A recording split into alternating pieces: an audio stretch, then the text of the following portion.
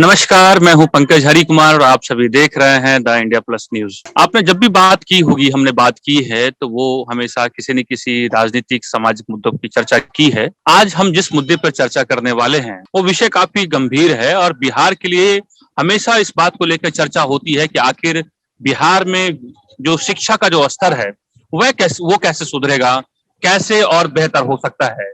जब मैं बात करने लगा यहाँ पर तो हमें बालेश्वर लाल दास जी मिले। इन्होंने एक बात कही, वो बात मुझे काफी पसंद आई और मुझे लगा कि आपको इन बातों से जो है वो जरूर इनकी बात और इनके अनुभव को आपसे शेयर किया जाना चाहिए और इन बातों को लेकर के आपको ये बताया जाना चाहिए कि आखिर बिहार में हालात शिक्षा के क्यों नहीं सुधर रहे हैं। और इन्होंने जो तर्क दिया वो वाकई में काबिले तारीफ है। जो लोग भी ये चाहते हैं कि शिक्षा के जो हालात है उसको लेकर के जो चिंता व्यक्त करते हैं, इसी विषय पर हम बात करेंगे और हम आपको बताएंगे कि आखिर बिहार में हालात क्यों नहीं सुधर रहे हैं और कैसे सुधर सकते हैं। तो सबसे पहले स्वागत है बालेश्वर जी आपका। जी, एक बात आपने बड़ी अच्छी कही कि चूंकि अभी जहां हम लोग बैठे हैं वो आप समझिए कि लक्ष्मी नारायण जनता +2 हाई स्कूल है। बिहार का यह सीमावर्ती इलाका है और ये हाई स्कूल है और यहीं हम लोग बैठे हुए हैं, आपसे मुलाकात हो गई। तो आपने एक बात कही वो बड़ी अच्छी लगी कि इस पूरे स्कूल में 22 टीचर हैं और 22 बच्चे भी नहीं आते हैं। इस पूरे मामले को लेकर के कैसे आप देखते हैं पूरे सिस्टम को, जब इस तरह की बातें आप स्कूल में देखते हैं? हम तो यही देख रहे हैं कि सरकार की जो नीति है, इससे पहले हम बराबर इस पर चर्चा करते रहे कि आखिर इतने टीचर है, विद्यार्थी क्यों नहीं रहते हैं।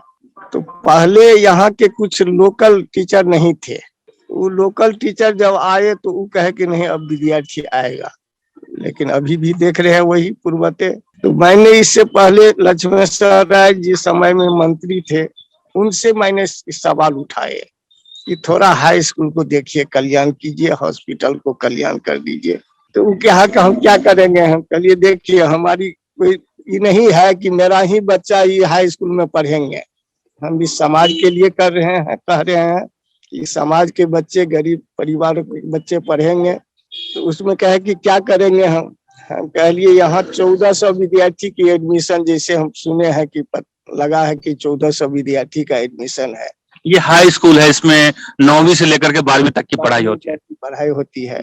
1400 विद्यार्थी में 2550 विद्यार्थी अपियर नहीं होते हैं, पढ़ते नहीं है। 22 टीचर में सरकार को कितना खर्च होता होगा, तो सरकार अपना बुझती होगी। लेकिन यहाँ विद्यार्थी तो नग्न है, विद्यार्थी है नहीं।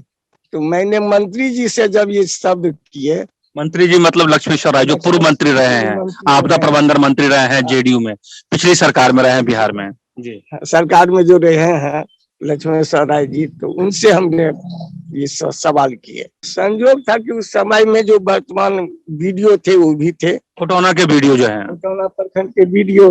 खुटौना प्रखंड के प्रमुख जो आज सांसद है उस समय में प्रमुख थे, वो भी रामप्रीत मंडल जी की बात कर रहे हैं जो अभी जेडीयू से सांसद है, झंझारपुर क्षेत्र से सांसद जो है वो भी थे। तो वो कहा कि जो हम कहे कि तो इस पर आप नहीं करेंगे तो हम क्या देंगे। तो नहीं, अभिभावक, हमको लिए अभिभावक की गलती नहीं है।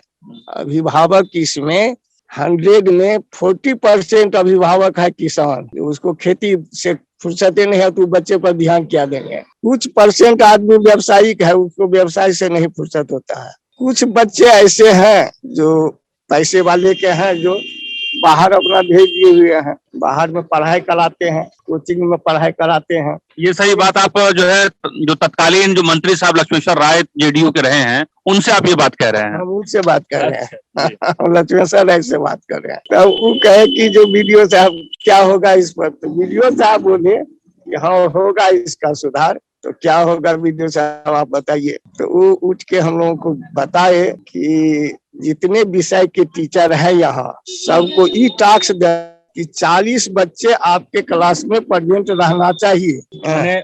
जिस वक्त आपने बात की, 21 साल की बात होगी जब आपकी जो बात आप चर्चा सुना रहे, 19 के 2019 की बात है ये।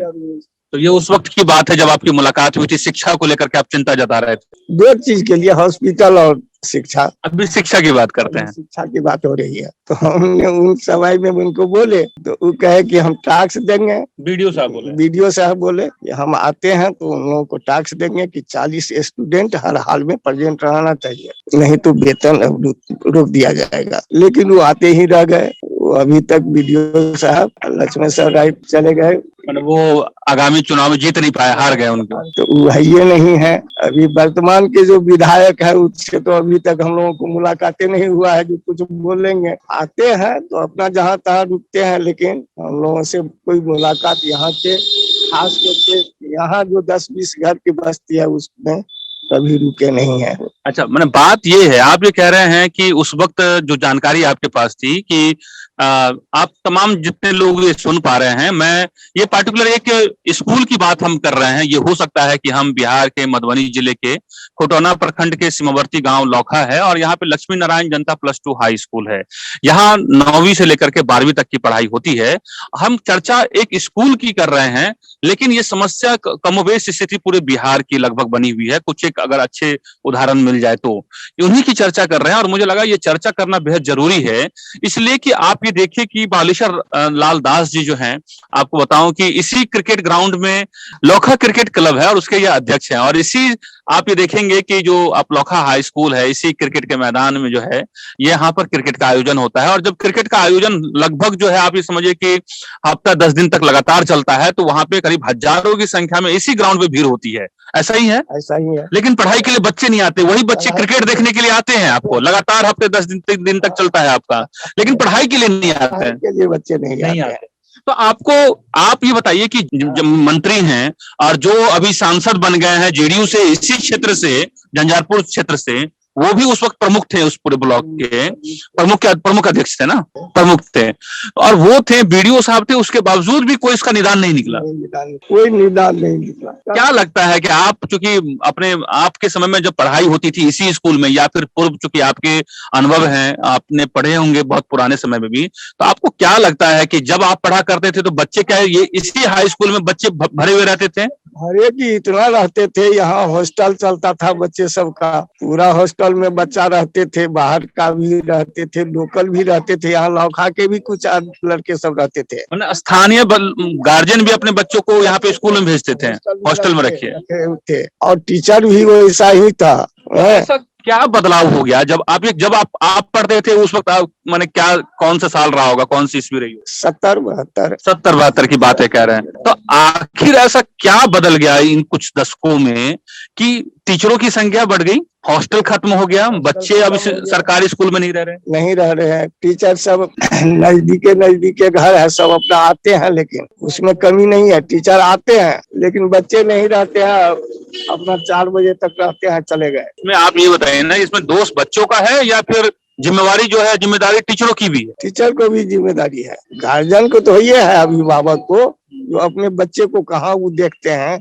देखना चाहिए गार्जियन को भी कि मैं भेजता हूँ बच्चे को पढ़ने के लिए, तो क्यों नहीं जाते हैं इसको, ये देखना चाहिए। आपको सबसे बड़ा क्या लगता है, क्या बदलाव हो गया कि बच्चे सरकारी स्कूल की तरफ एडमिशन तो लेते हैं, एडमिशन और रजिस्ट्रेशन तो करते हैं? एडमिशन अभी रजिस्ट्रेशन हो रहा है तो इसमें काफी भीड़ रहती है। पढ़ाई के लिए भीड़ नहीं होती? भीड़ नहीं रहती है पढ़ाई के लिए। हमारा यही कहना है कि जब बच्चे पढ़वे नहीं करेंगे, सिर्फ एडमिशन और रजिस्ट्रेशन होना चाहिए, तो टीचर की कोई जरूरत नहीं है। मैंने 20-20 टीचरों की जरूरत नहीं है। कोई जरूरत नहीं है, 2 स्टाफ की जरूरत है, जो फॉर्म भराएंगे, रजिस्ट्रेशन कराएंगे और एडमिट कार्ड आएगा तो वितरण करे। मैंने क्लर्कल काम, मैंने आप ये करें क्लर्कल काम के लिए 2 लोगों को रख दीजिए।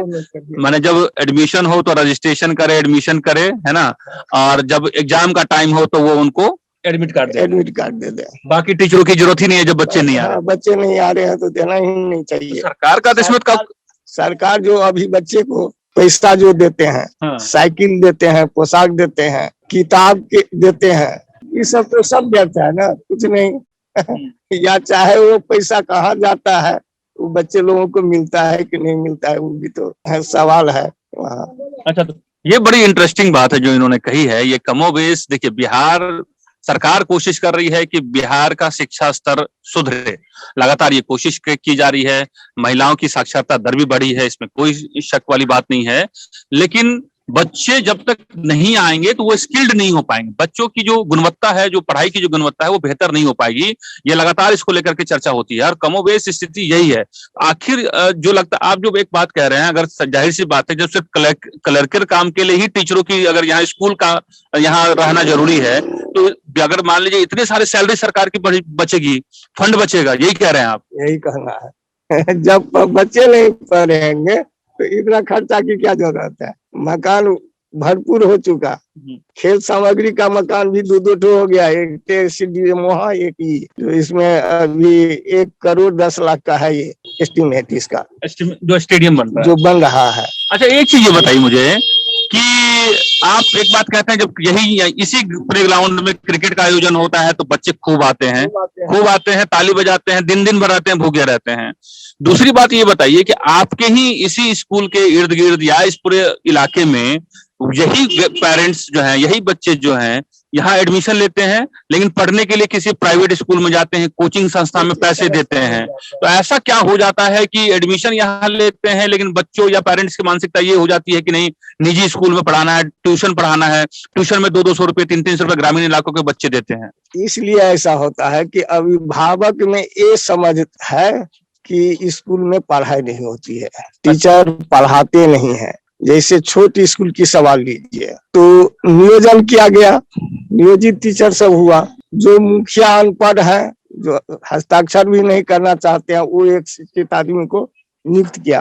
तो उस शिक्षित आदमी को क्या नियुक्त करेंगे? वैसा ही शिक्षित आदमी टीचर बना, जो 2 बार दस्तखत करते हैं तो पेमेंट उठता है। ऐसा भी देखे हैं। माने जिसको ए फॉर एप्पल नहीं आता है कहने के लिए आता है, और क से कबूतर नहीं होता है, वैसे शिक्षकों की जो है नियोजन से नियुक्ति हो गई। वो टीचर है, शिक्षक है। पहले गुरुजी कहते थे हम लोगों के समय में, आज उसको टीचर प्रमोशन तो होगा, लेकिन पढ़ाई में प्रमोशन नहीं हुआ। अच्छा, पहले के जो गुरुजी थे वो वाकई में पढ़ाते थे, है ना, और बच्चे भी पढ़ते थे। पहले पिटाई भी होती थी, फिर भी बच्चे आते थे। पिटाई खूब होता था। हमारे इसी स्कूल के एक पाठक जी थे, जो ऊंची अथी से जो मारना शुरू करते थे, मैथ के थे, सुशील बाबू थे, पेंसिल दे करके इसको बंद कर दिए और घुमाते रहते थे। बाबा चाबी घुमाते थे, वाह बच्चे कर रहा है। अब कोई गार्जियन नहीं आता था, डर से।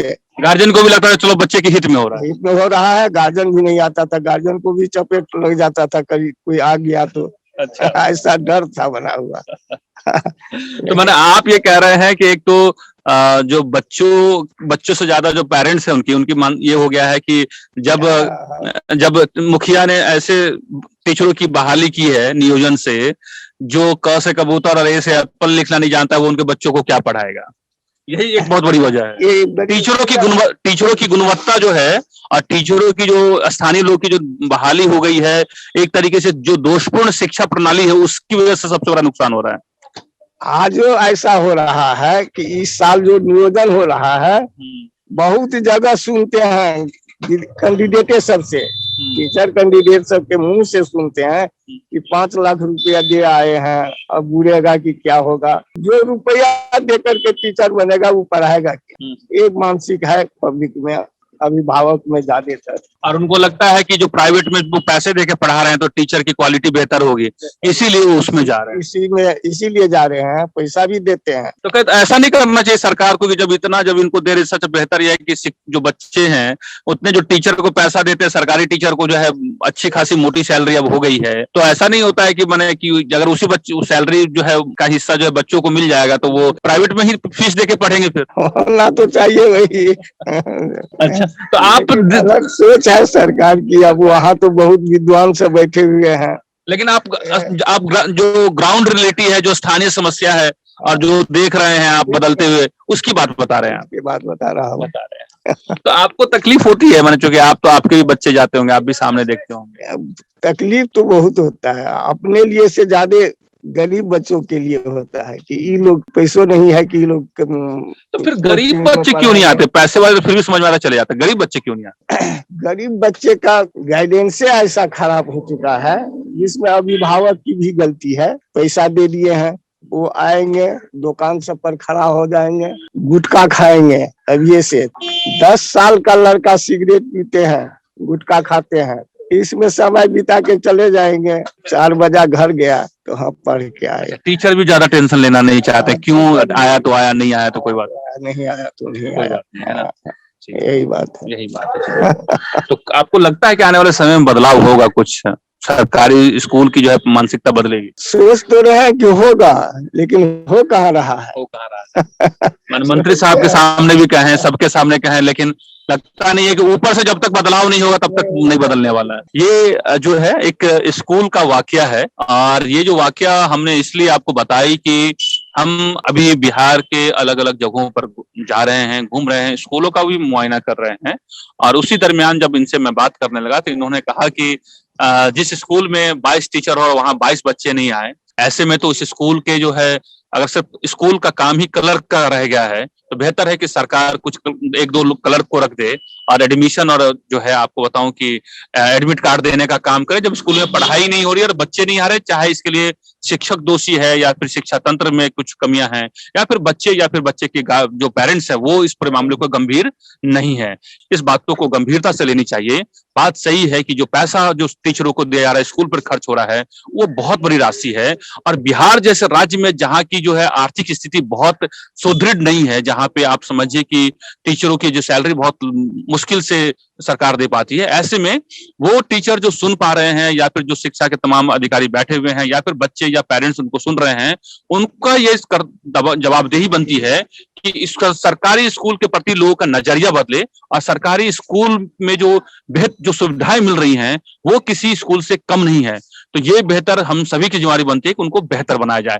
तो ये उन्होंने साझा किया है बालेश्वर लाल दास जी ने, और जब इनसे बातचीत की तो ये बहुत इंटरेस्टिंग फैक्ट्स जो इन्होंने अपने एक अनुभव उन्होंने साझा किया और ये हमने आप तक पहुंचाई है। तो आप इस तरह के कुछ अनुभव हमसे शेयर करना चाहते हैं तो जरूर आप हमसे संपर्क कर सकते हैं।